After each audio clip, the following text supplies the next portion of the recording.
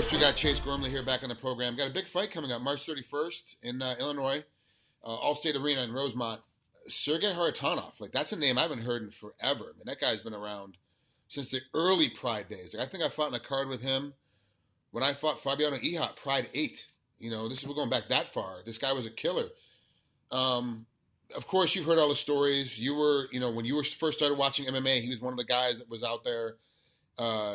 How hyped up are you for this fight? Fighting a guy with a big name like that. Yeah, I'm excited, man, because he's tough. I think that last fight didn't really show what he can do. I think he just got caught. I think Javi came out there just swinging for the fences and just clipped him. You know what I mean? Yeah. At heavyweights, that happens. We all hit super hard, and one punch can turn the fight. So I don't think that really shows that he's getting old or anything. I think this fight's gonna be a lot tougher because he's gonna come out a lot smarter. So I'm gonna have my hands full, but I'm excited because I got nothing to lose. He's a big name. Everybody probably thinks I'm gonna lose, so I can just go out there and have fun and take it to him. So before that, he had a 5-fight winning streak. He lost to Josh Barnett back in 2011. Really wasn't all that active, coming through 2011, 12, 13, 14. He only had a couple fights, one fight in 12, one fight in 13, one fight in 15, one fight in 16. So he's getting kind of on that schedule. He's like, I'm just going to do one fight a year. And then he lost. So it's been, well, I guess it hasn't quite been a year. He lost in November, his last fight. Do you think because he was on that 5-fight win streak and now just took that loss that he's going to refocus and try to get back to his old self? Or do you think he's just like, I got caught, like you said, I got caught, I'm okay, I'm just going to keep doing the same pattern I've been doing? No, I think he's probably discouraged from that last fight. And usually, like you say, he takes one fight a year. So now he's popping back. What 2 months ago or what? Mm-hmm. 4 months ago. 4 months ago, yeah. It takes a lot longer for your brain to heal up. So I think if I was him, I would have took a lot longer. When I got knocked out by Dan Charles, I took almost 7-8 months off. Let your brain heal because after you get knocked out, you get hit in practice, man. Like the littlest punches knock you goofy. So I don't think it's a smart fight for him to come back this soon. I think that's my advantage in this fight is if I push the pace and I crack him a good one, I think I could drop him, not necessarily because I'm a power puncher or a knockout guy, just that his brain hasn't healed. So this is my opportunity to take advantage of that, Did that go into the game planning too? You're like, wow, he got knocked out 4 months ago, and so now we're gonna start getting ready for this fight. The game plan is to hit him and can constantly hit him. And that changed how the game plan was going to go. Yeah, it was my last 2 fights. I think fear played a lot. I pitter pattered a lot. Was kind of on my heels, being defensive. This fight going to be aggressive. We've been working on that in camp. It's just pushing the pace, having guys switch on me every minute so that I just have that pressure. I got to pressure this guy. I can't sit back and let something happen come to me. I got to make things happen with this guy because he's smart. He's not going to fall into my traps like these younger guys do. He's going to know what to do. So I got to push the pace and just make something happen. So we talked in the past. I think for a while that you were trying to provide for your family, trying to provide for the kids. So it was like you got so much stuff going on. You got to take another job. And you had to work a lot, and I think that really distracted you from fighting. And you stopped working for a while. Are you back to working again? Or are you still off? I'm still off, man. I mean a nice little chunk of change last fight. Okay. So I've been blessed with that. So I didn't go back because I wasn't getting good sleep like we talked about before.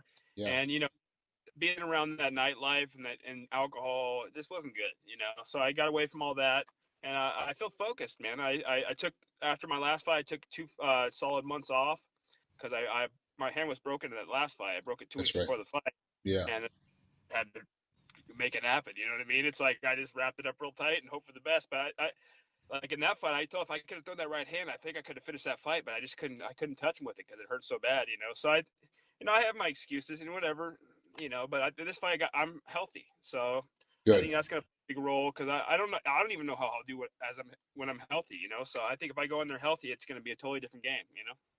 How's your weight right now? Because you seem to be getting a little bit more muscular, a little bit bigger visually.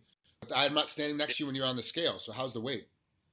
The weight is good. Well, it was up there for a second there. I was getting a little nervous, but I got the stomach flu last weekend, and I don't know why, but apparently now I'm on weight. So. Oh, good. Okay.